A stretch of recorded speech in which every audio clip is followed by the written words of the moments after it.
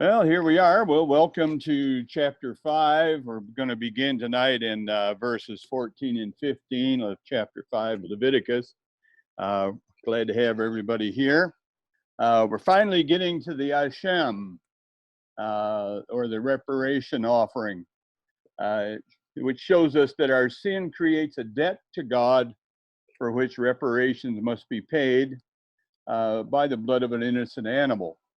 So the Lord is teaching us the basic aspects of sin and its consequences in basically bite-sized pieces so we can comprehend it. There's a lot that goes on in the heavenly realm that really carries so much importance that we kind of, since we're not in that realm, we kind of miss out on exactly what all's transpiring there. So hopefully we can get a grip on some of this stuff. Sin, we need to understand, is ultimately a spiritual matter. It's practically impossible for us to comprehend the fullness of it in the spiritual realm. But the Lord's been breaking it down for us. So as He introduces us to these various kinds of sacrifice and rituals, we can begin to gather the specific purposes, especially in regards to the Israelites. So we're going to start by reading chapter 5, verses 14 and 15, where it says, Adonai said to Moshe, if anyone acts improperly and inadvertently sins in regard to the holy things of Adonai, he is to bring as his guilt offering for Adonai a ram without defect from the flock, or its equivalent in silver shekels, using the sanctuary shekel as a standard. According to your appraisal of its value, it is a guilt offering. Now let me get up here and share our notes so we can get a look at, see what's going on here. So number one in our note, the Hashem offering is paying reparations for transgressions committed.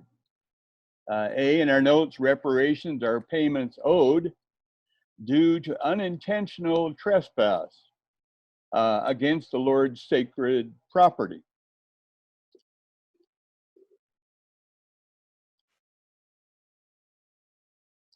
So the key there in that particular, in chapter 5, verses 14, is where it says, in regard to the holy things of Adonai.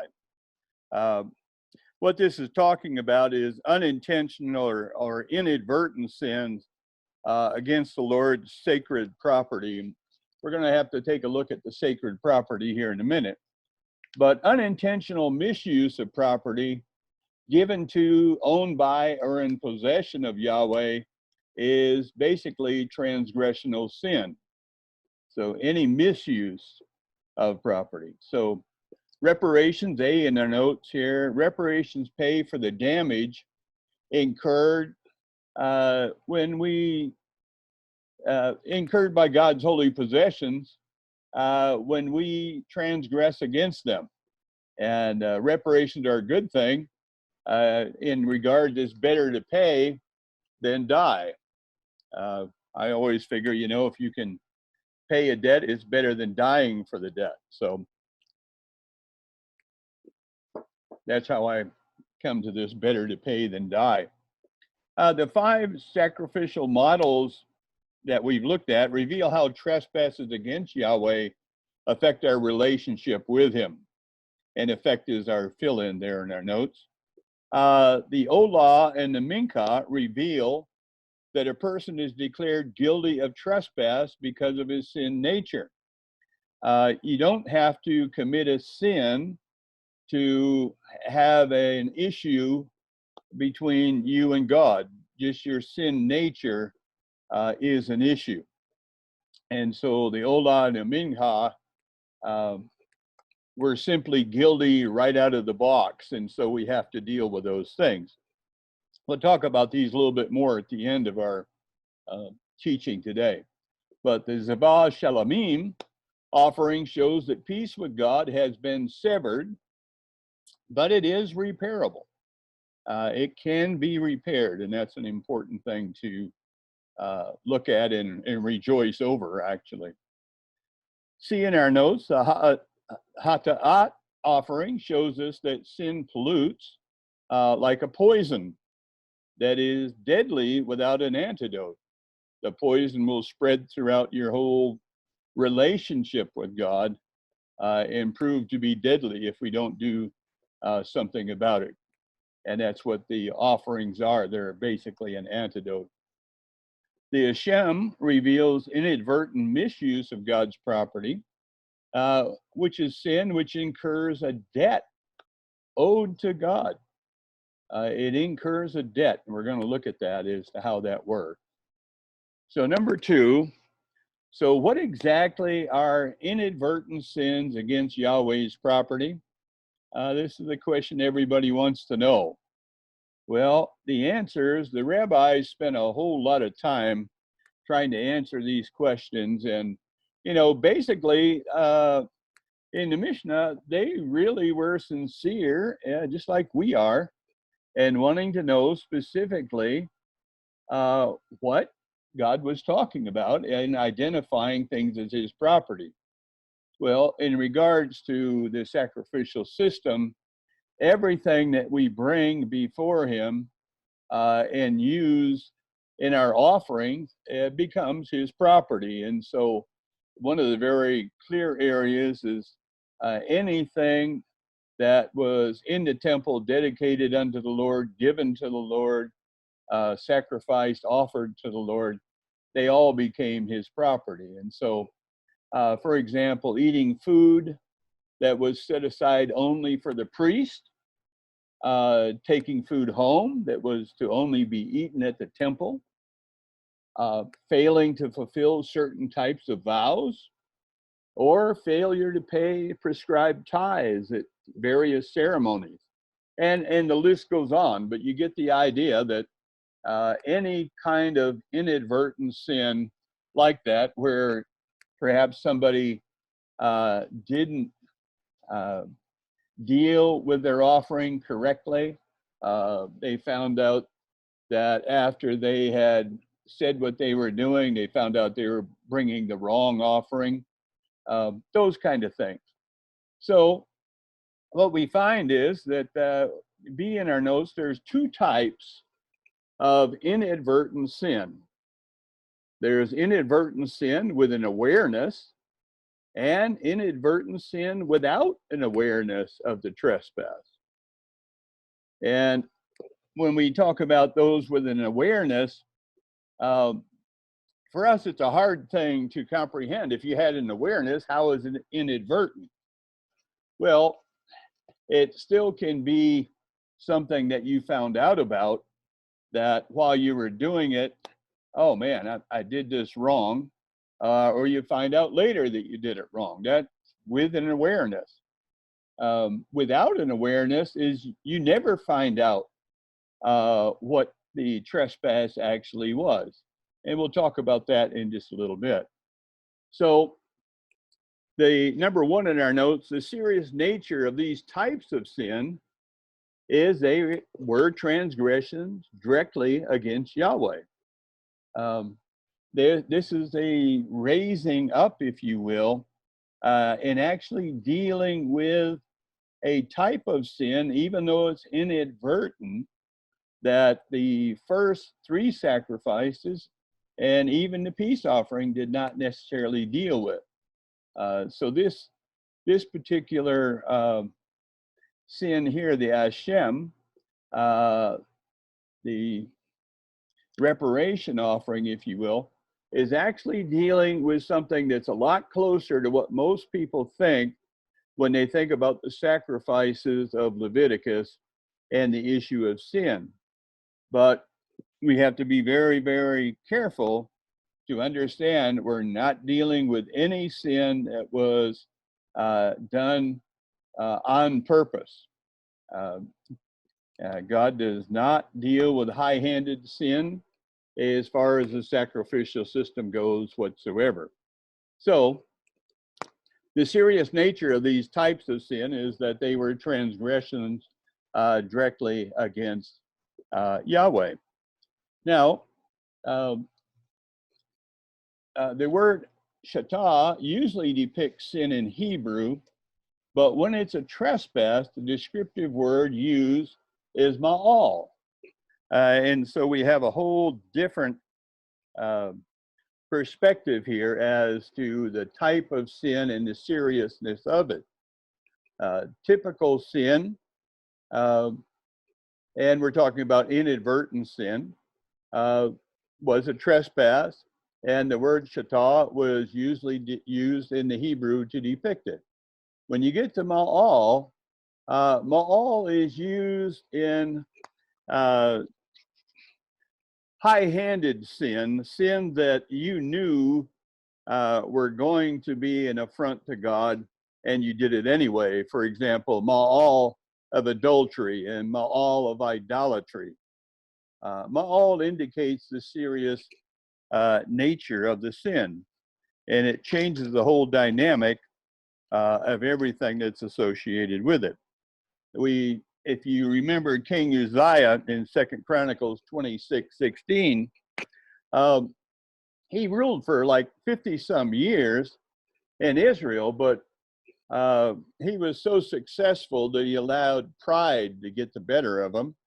And so one time he took a censer and went in to offer up incense before the Lord. Well, that was a ma'al type of sin. And when the priests found out what he was doing, they confronted him and told him, "You can't do this." Well, you know, he was the king, and so he began to chew them out. And while he's chewing them out, leprosy broke out on his forehead. Well, once he realized that leprosy had broken out on him, he was in a big hurry to leave the temple. And we find that King Uzziah lived the rest of his life in a separate house, but because he remained a leper for the rest of his days. You know, whenever ma'al is used, it becomes a much more serious situation. And that's what we have here in verses 14 through 16. They're of a particularly serious nature, since they concern sins in regards to the holy things of God. Now, in our English Bibles, we have all of the different Hebrew words used to describe the variety of transgressions against the Lord, and they're all lumped together in one word, sin, which we've kind of talked about before, which because of this, we miss the nuances that are apparent in the actual Hebrew text. We also find that different rituals are required to atone for the sin, depending on whether the transgression was against the Lord was known immediately or not realized until some time after. In verses 14 and 16, we're dealing with those sins against the Lord's sacred property that the perpetrator committed with full awareness of what he was doing. And that we read that here, and we'll read those again. It said, Adonai said to Moshe, "If anyone acts improperly and inadvertently in regard to the holy things of Adonai, he is to bring as his guilt offering for Adonai a ram without defect from the flock, or its equivalent in silver shekels, using the sanctuary shekel as the standard, according to your appraisal of its value. It is a guilt offering.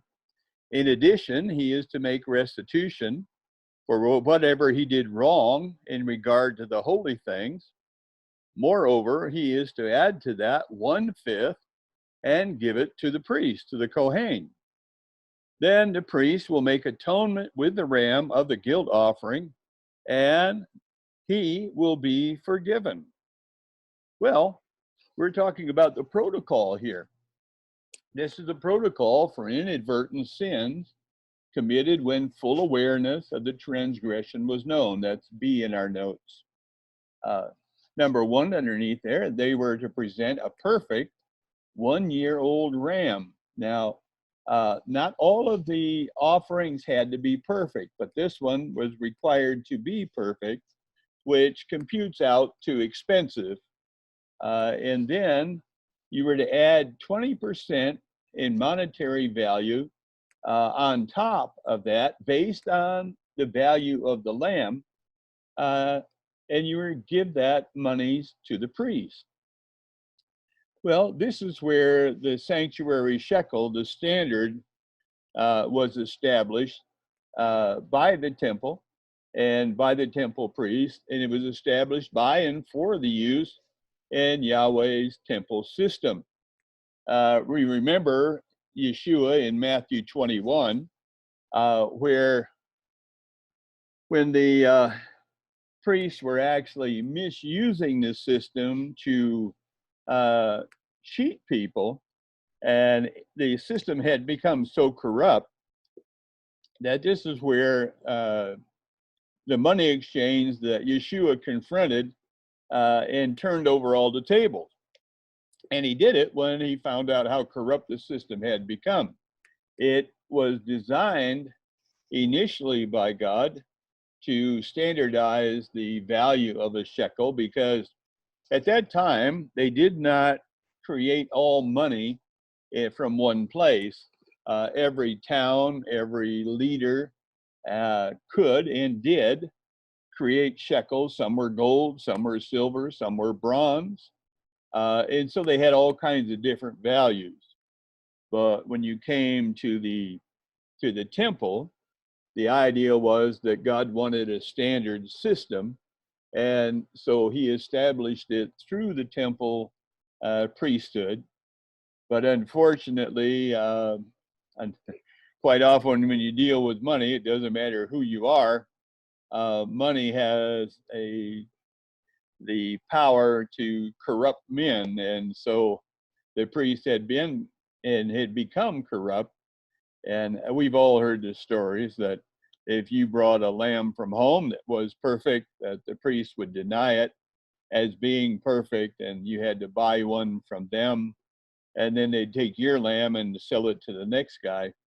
But in either case, the lamb situation here, you could offer the lamb and it could be valued in money, and you'd add a 20% surcharge on top, or you could pay eventually, you just paid money completely. If your lamb was worth $100, then you paid $120. If 5% comes out to be 5% on top of it, it turns out to be 20% actually. So that's pretty much how that worked out. The A in our notes, the sanctuary shekel, the standard established by and for the use in Yahweh's temple system. I think I already went over this, but I'll do it again just in case I missed it. Number one, it created the money exchange that Yeshua confronted when it had become corrupt. But the main thing we need to look at here in Leviticus 5:16, we really need to see that when you read 5:16, that it really does say that this man, then the Kohen will make atonement with the ram of the guilt offering, and he will be forgiven. That's the most important thing we need to see right here in actuality. He is forgiven. This was real forgiveness. It was not just an atonement of covering over and hiding the sin. It was actually a forgiveness. And for many people, they don't realize that God literally did forgive the children of Israel when they committed these types of sin.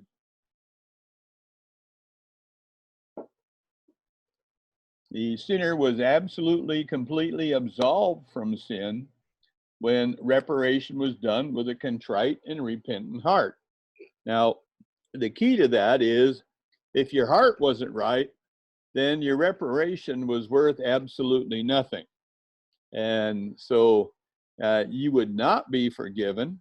And if you thought you were, you would find out that you were mistaken. But what would then happen is that your conscience will begin to work with you. And we'll talk about that in just a little bit here. Now, one of the things I think we need to kind of discuss a little bit is making reparation is not paying a penalty. The Hashem compensates the injured party. Make sure I get in the right page of my notes here so I keep up with where we're at. Oh,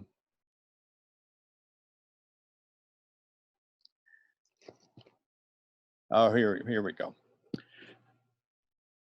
In First Timothy, I wanted to share First Timothy 6:10 with us. This is going back just a little bit. I skipped over this, sorry. This is going back just a little bit to the issue of money. It says, "For the love of money is a root of all evils. Because of this craving, some people have wandered away from the faith and pierced themselves to the heart with many pains." That's 1 Timothy chapter 6, verse 10. Then we can come to the difference between making reparations and paying a penalty. The Hashem was offered up to make amends because God's holiness had been assaulted. It was all about making right the wrongs that had been committed. The major thing we've talked about since we began this study is God will protect his holiness against all and every way, shape, size, and form of sin that would try to occupy his space. He does not allow sin within his presence without there being a cost for that. So this concept of making reparations and how it is quite different than paying a penalty it works this way. In C in our notes, the Hashem is all about an attempt to compensate the injured party for the damage that has been done by whoever's wrongdoing. Yahweh is saying that his holiness has been trespassed against, and this compensation is necessary according to his justice system. Now, some people go, well, I don't understand. Well, I tell you what, you don't need to understand. God has said this is what we need to do. And I when I say you don't need to understand, I know that it doesn't sit well with everybody. I like to understand, but there are some things when God says, this is my justice system, this is how it works, and that's it. Well, we just have to big boys and girls and say, yes, sir, and do what he says and move forward in that regard. Let me move our notes up here. Sin is complex and insidious and takes on many aspects, which is why we need to study. 2 Timothy 2:15 tells us we are to study, show ourselves approved as those that can rightly divide and understand the Word of God. Well, the whole concept here is God says there's compensation that he requires whenever we transgress his holiness. And it needs to be done with a sincere heart. Now, there's a challenge for those that don't like doing things that they don't understand. The Hashem was all about making reparations with a sincere heart to compensate an injured party. If you can't bring yourself to literally have a good heart about it, then what your procedure is not going to benefit you. And so we have to be very sure that we take that into consideration and make sure we have a humble, contrite heart before the Lord, because he knows. You can't really fool him. You can put on a smile if you want, but he sees behind the smile and knows what's in your heart, really.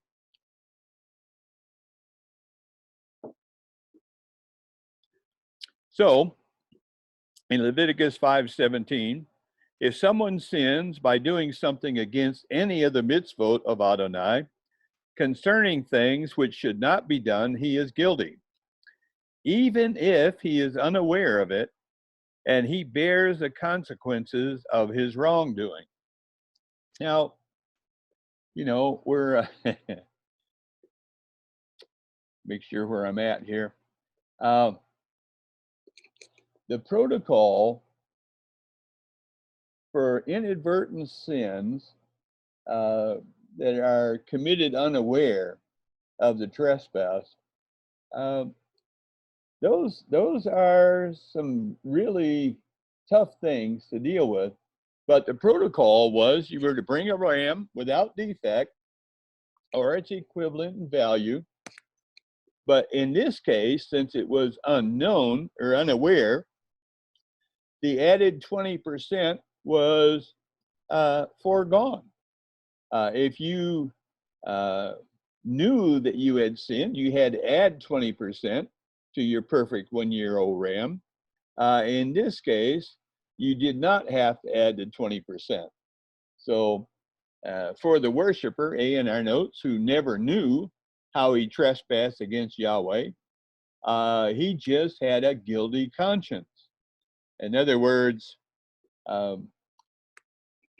perhaps he had just been at home and he just started feeling like, you know what, I feel like, and we're talking about a relationship with God, and this is something that I think a lot of us have a hard time understanding. I'm not sure that so many people today pay that great of attention to their relationship with God. And I'm not accusing anybody, and not anybody here, of course, but if we stop and consider, a lot of people just assume that if they go to services, and they do the few things that they know they're supposed to do, and they're pretty good at doing it for the most part, that they're in good shape with God. Well, God deals with us in the spiritual realm. And you know what? You may have done everything outwardly, but depending on your attitude and where you are in your relationship with the Lord on the spiritual level, if you start feeling as though, I really feel like there's something wrong. I'm not quite sure what's going on, but I really am concerned if the Lord and I are on the same page. Well, that would be your conscience dealing with you. And for the Israelite whose life was on the line on a regular basis, God would either protect them or not protect them. People were very much focused on where they stood before the Lord. So if your conscience was bothering you, then this was the sign that perhaps you committed an inadvertent sin and you were unaware of what it was, but you felt like you needed to make confession. And so sincere confession and animal sacrifice would be what you would do. You'd go to the temple and you would bring the reparation offering. Today, we utilize 1 John 1:9, where we have sincere confession based on our trust in Yeshua's sacrifice. We confess those sins. We can confess sins that we know of, but we have to realize that sometimes we are just before the Lord and we're saying, Lord, I don't know what I've done that has offended you, but I feel as though I have. And so I want to confess. I want to make sure that our relationship is good between you and I. So we would utilize 1 John 1:9, which tells us that if we will confess our sins, that He is faithful and just to forgive us of our sins and cleanse us from all unrighteousness. Well, that is exactly what we needed to have and what we do need to have. And it's exactly what God was doing here with the protocol for inadvertent sin. Now this is where we make a transition. In Leviticus 5:20 to 24 is only in the complete Jewish Bible, and New American Standard is actually chapter 6, verses 1 through 4. And Roman numeral number 2 in our notes is dealing with a sin more serious than the sin itself. And this is an interesting situation here. We're going to read these verses.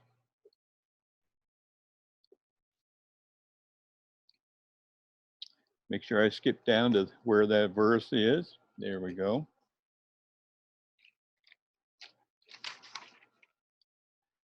All right, here we are. Adonai said to Moshe, if someone sins and acts perversely against Adonai by dealing falsely with his neighbor in regard to a deposit or security entrusted to him, by stealing from him, by extorting him, or by dealing falsely in regard to a lost object he has found, or by swearing to a lie. If a person commits any of those sins, then if he sinned and is guilty, he is to restore whatever he stole or obtained by extortion, or whatever was deposited with him, or the lost object which he found, or anything about which he has sworn falsely. He is to restore it in full, plus an additional 1/5. He must return it to the person who owns it on the day when he presents his guilt offering. So chapter 6 begins this way, and it is a continuation of the Shem offering, and a continuation, of course, of the reparation.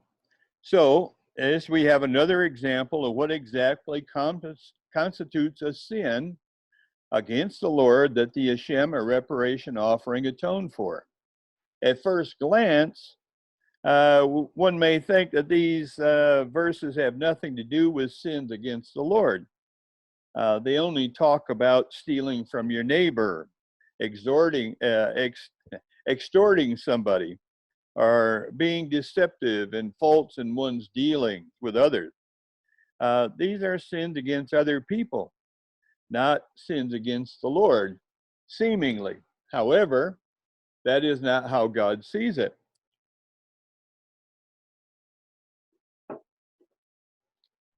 What he is dealing with here, and we're going to find this out in verse 4 here of 24, whichever Bible you're looking at, but it's verse 4. When you read that, you find out you're defrauding a neighbor, but then denying it as a direct transgression against Adonai's name. Wait, I skipped over A. Excuse me. Let me go back and fill in A. If anyone sins and acts perversely against Adonai by whatever they're doing, you get all the way to verse 4, and it reads, or anything about which he has sworn falsely. That is the key. No matter what you do to your neighbor, no matter how you do those things, if you have invoked God's name by making a vow or agreeing to an agreement of some sort, and you have not fulfilled that, that is using the Lord's name, and you're swearing falsely. And that's where God gets involved, because he will not allow you to misrepresent who he is. So number one is defrauding a neighbor, but then denying it is a direct transgression against Adonai's name. That's how this Yahweh gets involved in this. And, you know, sometimes we think, well, wait, isn't stealing a high-handed sin? Well, God's justice system is a little different. In our justice system, if we have a thief and he's caught, we put him in jail and we penalize him. He pays a price for his transgression. But God is not interested in doing that as much as he is in taking the liar, the thief, and having him make restitution, paying back the one he stole from, adding even more to it. The idea being is that you bring a person that perhaps stole because he was hungry. There's many reasons people do steal. But once they're caught, God is interested in restoring a relationship with that person. Putting them in jail for being a thief hardly ever cures a person from doing so. And there's no way for them to be restored. So what we have here is this is the more serious sin is lying about what was to be done in Yahweh's name, but was not done. And so that's where the problem really comes to fruition. So if a person, for example, who is a witness sworn to testify by refusing, this goes all the way back to chapter 1, by the way, if you remember, Leviticus 5:1. We go all the way back there and we read this particular verse. It says, if a person who is a witness sworn to testify sins by refusing to tell what he has seen or heard about the matter, he must bear his consequences. That's Leviticus 5:1. And then Leviticus 5:4, if someone allows to slip from his mouth an oath to do evil or to do good, and he doesn't remember that he clearly spoke this oath, then no matter what it was about, then when he learns of it, he is guilty. The issue at stake here is when a person speaks a vow or oath in the Lord's name and then breaks it, then in these first 4 verses in chapter 6, we understand that the aggressor had done something against his neighbor, but when he swears falsely or denies the accusation, it becomes against the Lord.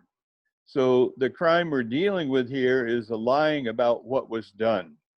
And literally this becomes serious business. The protocol for making reparations to the harmed parties, which would include both the person and Adonai. And what we have here right from the beginning, take a look at the reparations that had to be paid if one swore falsely into sin that he committed against his neighbor. First, the person who swore falsely had to pay reparations to the victim he had harmed. He had to return or compensate in money whatever he stole or damaged. Second, he had to pay the victim an extra 20% of the value that he had stole or damaged. So number 1 in our notes here, make reparations to the victim, restore what was taken. In B2, make reparations to Yahweh by offering a perfect ram or its equivalent in value. Now, again, this is important for us to see that the priest shall then make atonement for the person who lied or did not fulfill his vow. He make atonement for him before Adonai, and he shall be forgiven. So, what's going on here? You paid for sinning against your neighbor and lying about it by using the Lord's name. So when you break God's command, even if it isn't a direct offense against him per se, your relationship with God is still affected. When you do something that directly trespasses on the things of the Lord, like treating his holy property in an unworthy manner, or making a vow to him and not following through, reparations are only owed to the Lord. That's when you only involve the Lord in your transgression. However, when you harm another person, Reparations are owed to the person you harm and the Lord. So, and we all know this, but it needs to be said. Ultimately, we need to see that every sin we commit is against the Lord. Then in 5:26, or verse 7 actually of chapter 6, thus the Kohen will make atonement for him before Adonai, and he will be forgiven in regard to whatever it was he did that made him guilty. So there we have A in our notes. The priest shall make atonement for him before Adonai, and he shall be forgiven. Now, we're at the point in which we have pretty much completed the 5 sacrifices as they are: the Olah, the Minha, the Zavav, the Hashem, and the Hatat. And so what we're going to be looking at next as we go on in chapter 6, we're going to be looking at the things that the priest did. Now, this can be tedious in some regards, and I hope I'm not going to make it tedious. My focus is not necessarily on all the procedures, but when we go through the rest of the study, we're going to find out that God expands the understanding of these offerings and explains them a little bit more, and we'll look at that. But I don't want to drag it out. There's some very exciting and important things in this text that I really want to get to, and so we may not do a thorough word by word study for a while. We might take some broad steps, if you will. So at this point, though, I'd like to review just a little bit the 5 sacrifices and define their purposes. We got some people that haven't been here with us, so I think it's appropriate we kind of do that. In Roman numeral number 3, we're going to be looking at defining their purposes. We're talking about the Olah, or the burnt offering that ascended. The ascension of the smoke that went up was intended to get Yahweh's attention. And it was an action from us, from those that were making the offering, expressing the desire to draw near to the Lord and to have the Lord draw near to us. So number 1 in our notes, it was a personal offering gift presented to maintain a harmonious relationship with Adonai. The people wanted to be in harmony with God. And that's what the personal gift established. It got Yahweh's attention. It expressed the person's desire to draw near. And it was a gift presented with the idea of maintaining a harmonious relationship. We find that later on, the nation also presented the Olah morning and afternoon to Adonai for these very same reasons. The nation wanted to have that harmonious relationship. And so the individual could do it on his own, but the nation did it morning and evening, and the priest performed that function on behalf of the whole nation. The Mincha is a tribute offering. That's B in our notes. The gift presented as a burnt offering of the best grain that expressed honor. It was a gift that was brought in tribute to God, expressing honor, expressing commitment and surrender to this great God that they were serving. Number 1 in our notes, it was presented in conjunction with the Olah. The Olah established peace, if you will. The Mincha sought Yahweh's favor. Wait a minute. Well, that's interesting. I think I transposed some things here. The Olah sought Yahweh's favor, and the Mincha honored the Lord. So somehow I put something in there that's not quite right. So you guys that been paying attention, you can see what the old law was supposed to do. It was supposed to establish the favor, and the Minha sought to uh, uh, maintain the relationship, if you will, uh, and to honor the Lord. So together, the Minha and the old law atone for the tension between man and God that was caused by man's sin nature. Just the fact that we have a sin nature creates tension between man and a holy God. God is holy, and any sin is an issue that God needs people to deal with before we can draw truthfully very close. Then we come to the Zavah, the Zavah Shalamim, which is the peace offering. And this was offered up in 3 different circumstances. The idea was to establish peace with God. That's what the old law and the Minha set the tone for. It got God's attention, drawing on and wanting to experience his favor. Then we have the Zavah, and we were trying to establish peace. So we had 3 different circumstances in which the Zavah was offered. One was the confession Zavah, for when the worshiper was troubled, but had no idea why. I mean, if your conscience was bothering you, you felt like, man, I want to have peace with God, but I'm not sure if there's something wrong. And so you'd bring the Zavah. The vow Zavah was offered when help was needed for a situation you were in. For deliverance, I'm not really talking about spiritual deliverance from demons, but help getting out of a problem that the worshiper then promised an action for. In other words, if you would say, as Jacob did, if you take me on this journey and I'm successful, when I come back, then I will make you my God and you will be my God. That's the vow Zavah.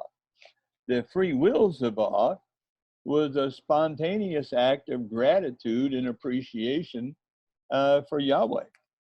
You just absolutely felt like, you know what? I love the Lord. I'm going to bring a free will Zavah offering because I am thankful for what God has done for me, and I appreciate everything he's done for me. So that would be the 3 differing circumstances in which the Zavah Shelamim would be offered. The Hata'at, the purification offering that provided the spiritual antidote for the poison of sin, that was absolutely what we call the purification offering because it dealt with neutralizing the toxic effects of sin. It didn't really deal with the sin itself. It dealt with the toxicity of sin that if left unchecked, it acts like a poison that poisons the whole person and eventually will lead to their death. Poison permeates every cell of the body once it's introduced into the human being, and sin is just the same way. It has a toxic effect in the spirit of the man. Next, we come to the Asham, the reparation offering, and this addresses the issue of the debt incurred through the trespass of sin. Reparation paid the debt owed to both harmed parties, whether it was a person that was defrauded and Yahweh. So reparation offering settled the debt owed by Yahweh and restored the worshiper's relationship with him. So we have the old law, the Minha, the Zavah. They had nothing to do with the commission of sin. They only dealt with the reality of man's sin nature, that just in the fact that it exists caused the separation between Yahweh, our holy God and us. The Hata'at provided a means of purification from the effects of sin. The Hashem then revealed the debt that sin's trespass incurs against both men and Yahweh, and instructs us in how to satisfy that debt. Now, ultimately, none of these offerings in Leviticus deal directly with any intentional sin. And by intentional sin, of course, I'm talking about the fact that intentional sin is the kind of sin that is described as high-handed, directly presented against God. So did everybody get the fill-ins all right? Were you able to see all of that? Okay. You can unmute yourself. That brings us to the conclusion of our teaching. Do you have any